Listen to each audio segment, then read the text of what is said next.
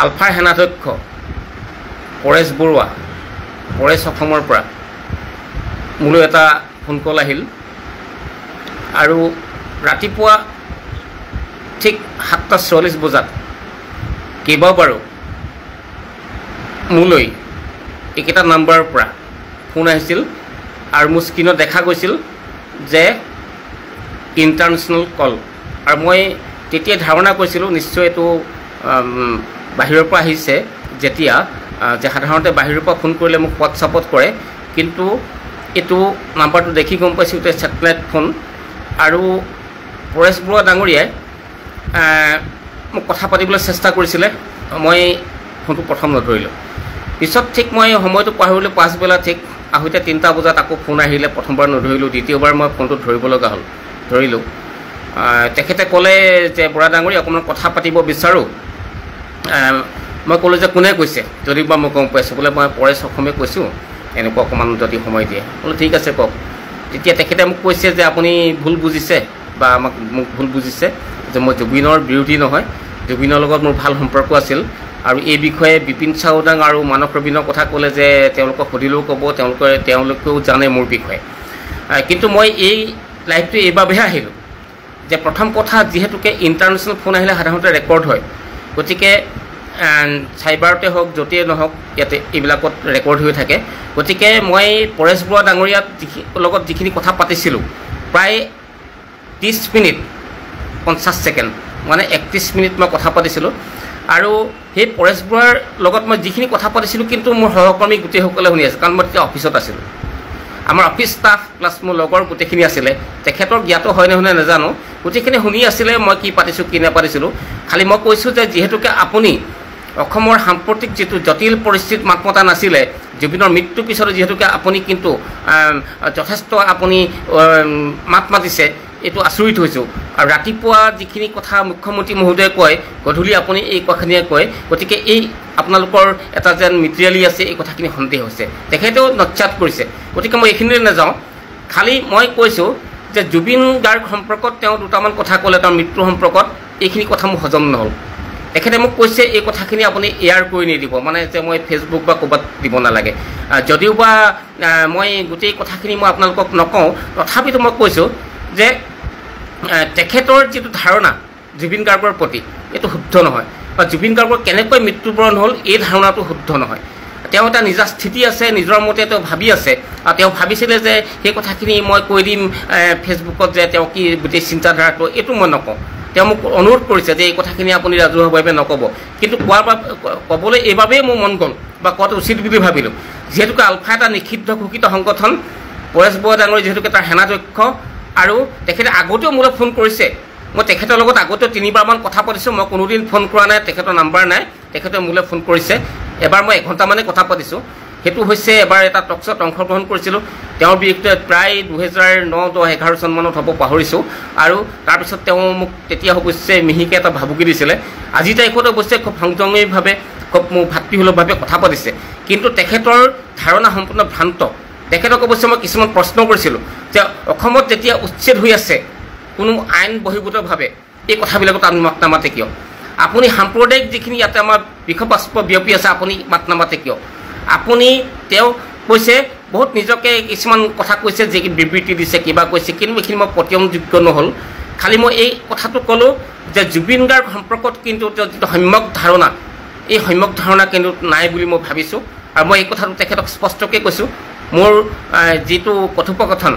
সঁচাকৈয়ে ক'বলৈ গ'লে প্ৰায় 50-60জন অধিবক্তাই শুনি আছিল তেতিয়া মই স্পীকাৰ দি থৈছিলোঁ আৰু মই একে ঠাইতে নাছিলোঁ ঘূৰি আছিলোঁ মোৰ লগত মানুহ আছিলে আমাৰ অফিচ ষ্টাফে শুনিছিলে গতিকে পৰেশ বৰুৱা ডাঙৰীয়াক মই আজি আকৌ পুনৰবাৰ মই কৈছোঁ আপোনাৰ প্ৰতি সন্মানেৰে কৈছোঁ যে জুবিন গাৰ্গ ডাঙৰীয়াৰ যিটো স্থিতি সেই স্থিতিটো আচলতে অসম হিতৈষী আছিল অসমৰ জনসাধাৰণৰ কাৰণে আছিল আৰু তেখেতৰ ভাৰতৰ জনসাধাৰণৰ কাৰণে আছিল তেখেতে সঁচাকৈ বৰ্ণ ধৰ্ম জাতি নিবিচাৰিছিল আৰু সঁচাকৈ তেখেতে বৰ অসমৰ কামনা কৰিছিল আৰু তেখেতে মানুহৰ বাবে কাম কৰিছিল আৰু তেওঁ সম্প্ৰীতি বিচাৰিছিল গতিকে মই ভাবিছোঁ যে আজিৰ তাৰিখত কিন্তু মই যিখিনি কথা আপোনাৰ লগত পাতিলোঁ যে আপোনাৰ প্ৰতি মানুহৰ সন্দেহ হৈছে আপোনাৰ যিখিনি স্থিতি আপোনাৰ যিখিনি বক্তব্য আপোনাৰ যিখিনি মন্তব্য আপোনাৰ যিখিনি প্ৰেছ বিবৃতি এই গোটেই কথাবিলাকে কিন্তু আমাক এটা বুমেৰাং স্থিতিত কৰিছে যে আপুনি সঁচাকৈ কোন পক্ষত আছে। আৰু বিভিন্নজনে যেতিয়া যদিওবা আপোনাক মই কেতিয়াও সমৰ্থন নকৰোঁ, আগতেও কৰা নাছিলোঁ, কিন্তু তথাপিতো আপোনাক এটা সন্মান মই কৰোঁ এইবাবেই যে আপোনাৰ এটা স্থিতি আছে, কিন্তু আজিৰ তাৰিখত যেন আপোনাৰ কোনো স্থিতি নাই। গতিকে আজিৰ তাৰিখত মই আপোনাৰ লগত যিখিনি কথা পাতিলোঁ এই কথাখিনি যদি মই একেবাৰে লুকুৱাই থৈ দিওঁ তেতিয়া হয়তো চৰকাৰে ভাবিব যে মই আপোনাৰ লগত কিবা আকৌ বেলেগ সম্পৰ্ক আছে নেকি। গতিকে যিহেতুকে মই গোটেই কথাখিনি ৰাজহুৱাভাৱে কথা পাতিছিলোঁ আৰু মই ৰাইজৰ লগত পাতিছিলোঁ, মোৰ মানে আচলতে গোটেই উকিল সন্থাৰ প্ৰায়বিলাক সদস্যই যিখিনি আছিলে তেতিয়া, বহুত সদস্য আছিলে তেতিয়া শুনি আছিলে, আৰু মই স্পীকাৰটো দিয়ে থৈছিলোঁ। এতিয়া মই কৈ দিছোঁ এনেকুৱা কথা, আপুনিও হয়তো বোধগম্য হৈছে। কিন্তু আপোনাৰ যিটো ধাৰণা বৰ্তমান অসমৰ সাম্প্ৰতিক পৰিস্থিতিৰ প্ৰতি, চৰকাৰৰ যিটো কাৰ্যকলাপৰ প্ৰতি, জুবিন গাৰ্গৰ যিখিনি কাৰ্যক্ৰমণিকাৰ প্ৰতি, জুবিন গাৰ্গৰ মৃত্যুৰ পিছত হোৱাৰ ইয়াত যিটো সাম্প্ৰতিক পৰিস্থিতিৰ প্ৰতি আৰু মানুহৰ যিটো উন্মাদ বা উত্তেজনা, যিটো আন্তৰিকতাৰ প্ৰতি, এই কথাখিনি কিন্তু আপুনি এতিয়াও অনুধাৱন কৰিব পৰা হোৱা নাই। এইবাবে যে যিমানেই নহওক আপুনি যিমানেই অধ্যয়ন কৰকে বা নকৰকে, যেতিয়া আপুনি মানুহৰ মাজত নাথাকিব, যেতিয়া আপুনি অকল গছৰ মাজতে থাকিব, হাবি জংঘলতে থাকিব, তেতিয়া আপোনাৰ চিন্তা চৰ্চা হয়তো উদ্বেগ অলপ বেলেগ ধৰণৰ হ'ব। গতিকে মই পুনৰবাৰ এটা কথাই অনুৰোধ কৰিম, দেখিছোঁ সততে যে বিভিন্নজন সাংবাদিকে আপোনাৰ সাক্ষাৎকাৰ লৈছে। আপুনি যদি ভাবিছে এই সাক্ষাৎকাৰবিলাকৰ দ্বাৰা আপোনাৰ স্থিতি অধিক মজবুত হ'ব বা আপুনি কিবা ক'ব বিচাৰিছে, এই কথাটো সম্পূৰ্ণ শুদ্ধ নহয়। কাৰণ আজিৰ তাৰিখত মানুহে, আজি নতুন প্ৰজন্মই আলফাক পাহৰিব বিচাৰে নহয়, আলফাক আচলতে আজি নতুন প্ৰজন্মই নিবিচাৰে। আৰু এই কথাটো কৈছোঁ, আজি নতুন প্ৰজন্মই সঁচাকৈ কৈছোঁ যে এখন উন্নতিৰ জখলাত বগাব বিচৰা এখন সমাজ বিচাৰে, য'ত মানুহে চাকৰি বাকৰি পাব, ব্যৱসায় কৰিব, বাণিজ্য পাব, শান্তি হ'ব, সমৃদ্ধি হ'ব। তাৰ মাজতো কিন্তু দেখিছোঁ যে চৰকাৰী পক্ষৰ দ্বাৰাই বিভিন্ন সময়ত সাম্প্ৰদায়িকভাৱে বিষবাষ্প বিয়পাই দিবলৈ চেষ্টা কৰে। তাক সেই ক্ষেত্ৰত কিন্তু আপোনালোকৰ দ্বাৰা, বিশেষকৈ আপোনাৰ দ্বাৰা তেনেকুৱা ধৰণৰ কোনো মন্তব্য আমি শুনা নাছিলোঁ। আজিও মই আপোনাকো কৈছিলোঁ যে যি সময়ত উচ্ছেদ চলি আছিলে বেআইনীভাৱে, আপুনি কিন্তু মাত মতা নাছিলে। যি সময়ত অসমত সাম্প্ৰদায়িক বিষবাষ্পৰ বাবে বিভিন্ন সময়ত বিভিন্নজন মন্ত্ৰী বিধায়কে বিভিন্ন ধৰণৰ উত্তেজিত সাম্প্ৰদায়িক বক্তব্য ৰাখি আহিছে, সেই ক্ষেত্ৰত কিন্তু আপুনি নিৰ্বাক ভূমিকা পালন কৰি আহিছে। কিন্তু হঠাতে যেতিয়া জুবিন গাৰ্গৰ মৃত্যু হ'ল, তাৰপিছত যেতিয়া অসমত এটা সম্পূৰ্ণ এটা বিপৰীত প্ৰতিচ্ছবি, কোনেও ক'ব নোৱাৰে ধাৰাবাহিকভাৱে স্বয়ম্ভূভাৱে এনেকুৱা এটা পৰিৱেশৰ সৃষ্টি হ'ল, য'ত আপুনি একদম স্বয়ংক্ৰিয়ভাৱে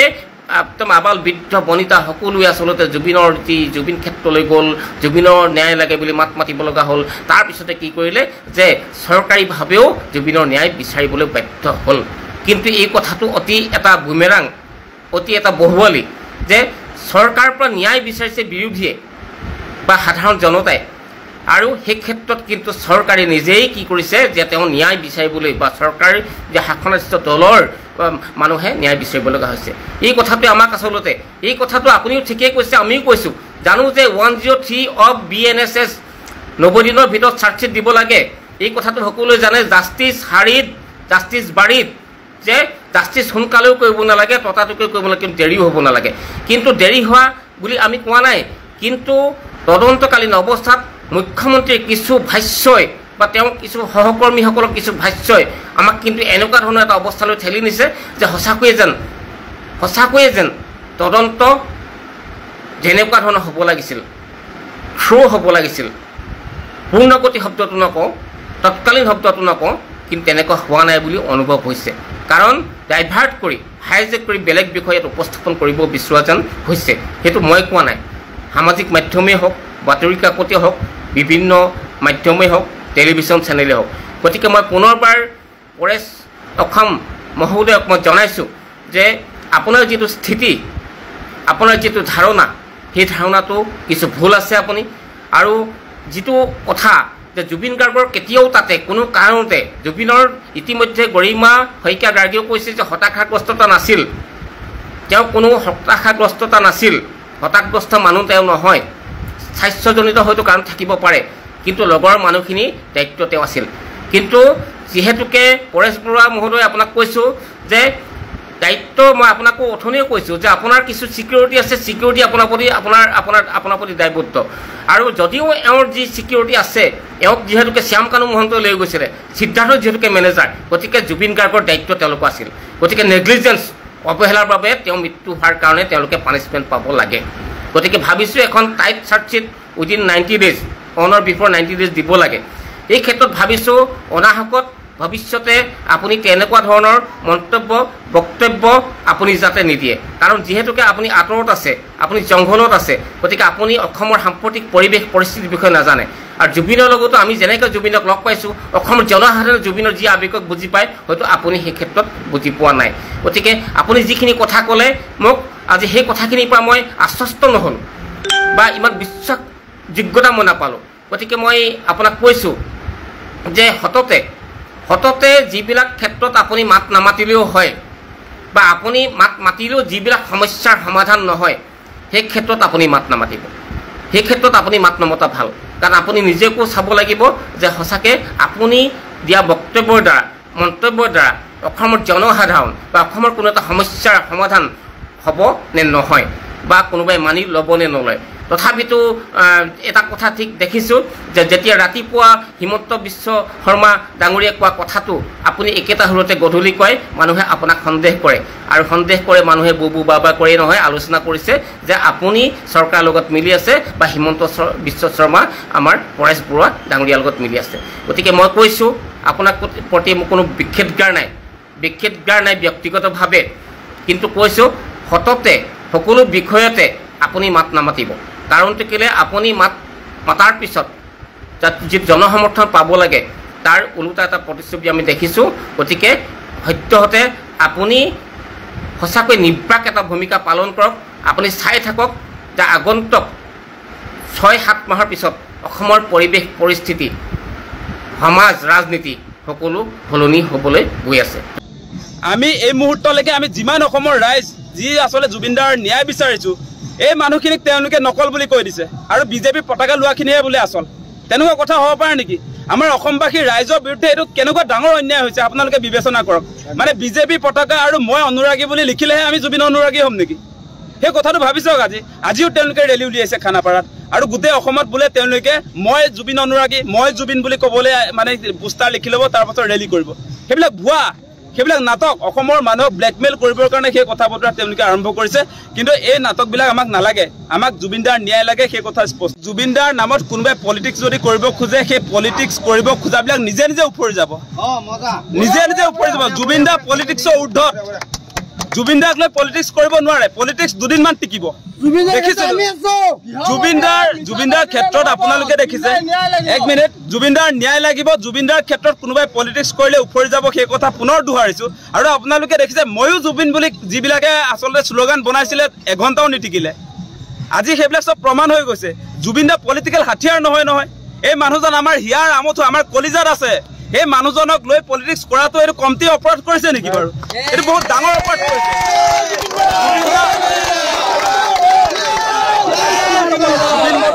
জুবিনদা আমাৰ হিয়াৰ আমঠু অসমৰ জাতীয় সম্পদ আমাৰ প্ৰজন্মৰ আটাইতকৈ ডাঙৰ শিল্পী জুবিনদা গতিকে জুবিনদাৰ ক্ষেত্ৰত কোনো কাৰণতে পলিটিক্স সহ্য কৰা নহ'ব পলিটিক্স যিবিলাকে কৰিব তেওঁলোকক অসমৰ ৰাইজে বিদায় দিব বিদায় দিয়াৰ ক্ষেত্ৰত আপোনালোকে দেখিছে যে সাংঘাতিক ধৰণে হেমাহি কৰিছে মানে দীঘলীয়া কৰি গৈ আছে আৰু আপোনালোকে দেখিছে তেওঁলোকেও আজিৰ দিনটোলৈকে আপোনালোকে যদি চায় তেতিয়াহ'লে SIT বা CID নতুন মানুহক তেওঁলোকে মাতি ষ্টেটমেণ্ট লৈ আছে গতিকে এইটো দীঘলীয়া কৰি মানে 26ৰ নিৰ্বাচনৰ ওচৰলৈকে লৈ যাব নেকি সেই সন্দেহবিলাক আহিছে আৰু আমি যিবিলাকে ন্যায় বিচাৰিছোঁ আমি 24 ঘণ্টা সময় বান্ধি দিবও পাৰোঁ সেইটো আপোনাৰ ন্যায় বিচৰা মানুহবিলাকে সেই কামটো কৰে আমি যে প্ৰতিবাদবিলাক যে কৰোঁ ন্যায়ৰ দাবীত আমি প্ৰতিবাদ কৰোঁ যে সেই প্ৰতিবাদ কৰাৰ সময়ত সকলোৱে সময়সীমা বান্ধি দিয়ে সেইটোকো একাংশ বুদ্ধিজীৱীয়ে নেগলেক্ট কৰিবলৈ আহিছে যিগৰাকীয়ে নিজৰ স্বামীক হেৰুৱাইছে তেওঁ জানে তাৰ মৰ্ম বেদনা এটা বেলেগে সেইটো উপলব্ধি কৰিব নোৱাৰে তাৰ জাষ্টিফিকেশ্যন বেলেগে কৰাটো অত্যন্ত দুৰ্ভাগ্যজনক গতিকে এই ক্ষেত্ৰত আমি এটা কথা ক'ব খোজোঁ যে ক্ষিপ্ৰতাৰে জুবিনদাৰ হত্যাকাৰীৰ এগেইনষ্টত কেছবিলাক হ'ব লাগে কোনো কাৰণতে যাতে কালপিটবিলাক হাৰি নাযায় তাৰ প্ৰয়োজনীয় ব্যৱস্থা SITয়ে কৰিব লাগে মুখ্যমন্ত্ৰীয়ে কৰিব লাগে এটা কথা মুখ্যমন্ত্ৰীক সকীয়াই দিছোঁ আপোনাৰ ৰাজপথত আন্দোলন কৰাৰ কাম নহয় কিন্তু সেই কথা কৈ দিছোঁ আপুনি যদি ইমান আন্দোলন কৰিবলৈ মন আছে আমাৰ নিচিনাকৈ তেনেহ'লে আপুনি মুখ্যমন্ত্ৰীৰ আসনৰ পৰা পদত্যাগ কৰি ল'ব লাগে আপোনালোকে জুবিনদা আৰু বহুত জুবিনদাৰ পৰা পাবলগীয়া আছিলে অসমবাসীৰ ৰাইজে জুবিনদাৰ পৰা আৰু বহুত পাবলগীয়া আছিলে তেওঁ 52 বছৰ বয়সতে আপোনালোকে দেখিছে 40,000 তেওঁ গীত আমাক উপহাৰ দিছে গতিকে এনেকুৱা এগৰাকী ব্যক্তি তেওঁ কৈ আছিল তেওঁৰ ভৱিষ্যত 25 বছৰ পৰিকল্পনা তেওঁ চিনেমা বনোৱাৰ কথা কৈছিলে গতিকে অসমবাসী ৰাইজে এতিয়া সঁচা সঁচিকে এটা মহাশূন্য জুবিন দা যোৱাৰ পাছত সঁচা সঁচিকে আমাৰ প্ৰজন্মটোৰ কাৰণে আমি সঁচা সঁচিকে কৈছোঁ দেই এইটো সকলোৱে অনুভৱ কৰিছে যে এই মুহূৰ্তত সঁচা সঁচিকে জুবিন দাক হেৰুৱাই আমিহে বুজি পাইছোঁ আচলতে কিছু মানুহে বুজি পোৱা নাই তেওঁলোকে বুজি নাপায় জুবিন দা কোন তেওঁলোকে বুজিব নোৱাৰে আচলতে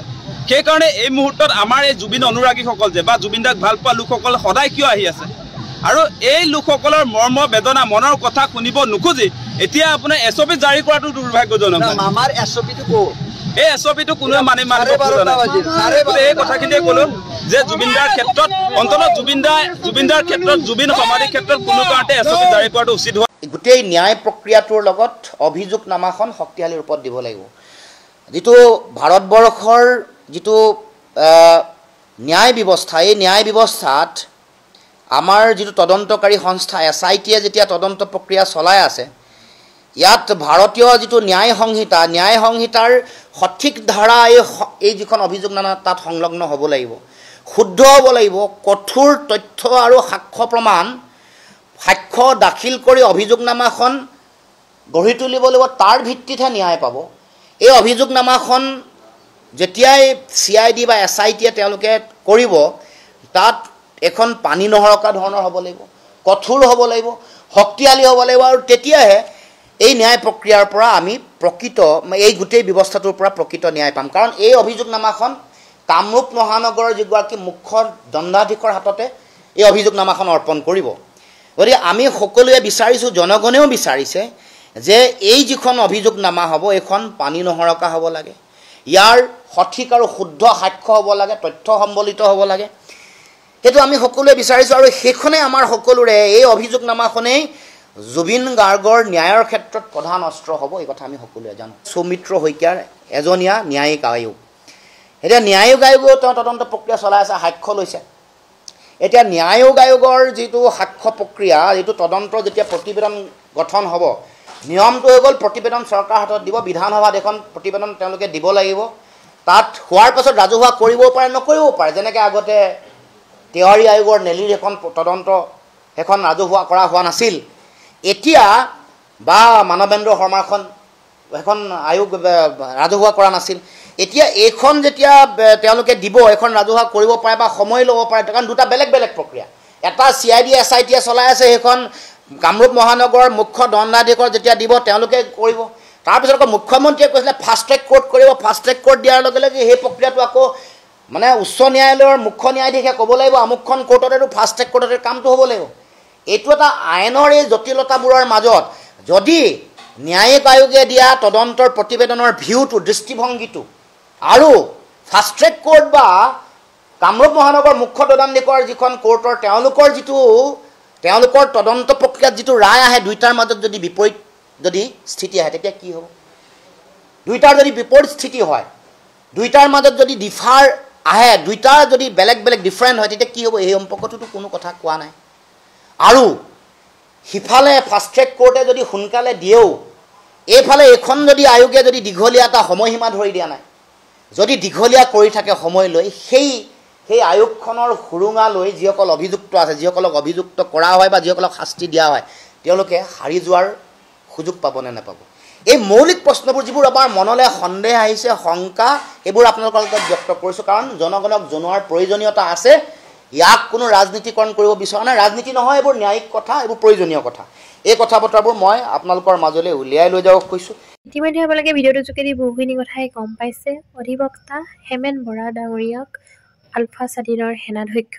পৰেশ বৰুৱা ডাঙৰীয়াৰ ফোনযোগে বহুখিনি কথা ক'লে জুবিন দাৰ বিষয়ে হয় মাজতে সামাজিক মাধ্যমত ভাইৰেল হৈ আছিল পৰেশ বৰুৱাৰ এটা ফোন কল যিটো কলত তেওঁ কৈছিল যে জুবিন দাৰ বিষয়ে বহুত বেয়াকৈ কৈছিলে কাৰণ সেইখিনি কথা জুবিন দাৰ অনুৰাগীসকলে সহ্য কৰিব পৰা নাই জুবিন দাৰ অনুৰাগীসকলে অসমবাসীসকলে মানি ল'ব পৰা নাই যে জুবিন দাৰ বিষয়ে কিয় তেনেকৈ ক'ব পাৰিলে পৰেশ বৰুৱা ডাঙৰীয়াই সেইবাবে সকলোৱে খঙত গৰজি আছে সেইখিনি কথাকে আজি অধিবক্তা হেমেন বৰা ডাঙৰীয়াক তেওঁ ফোনযোগে বহুখিনি কথাই ক'লে যিখিনি কথা ক'ব মনা কৰিছিল যদিও আজি হেমেন বৰা ডাঙৰীয়াই বহুতো কথা সামাজিক মাধ্যমৰ আগত লাইভ যোগে সকলোৰে আগত প্ৰকাশ কৰিলে সকলোৱে বিচাৰি আছে অকল জুবিনদাৰ ন্যায়। সেইবাবে জুবিনদাৰ ন্যায় সোনকালে পাওক, জুবিনদাক লৈ পিনি যাতে ৰাজনীতি নকৰে, সকলোৱে সেইটোৱে বিচাৰিছে, আশাৰে বাট চাই আছে জুবিনদাৰ ন্যায়ৰ বাবে।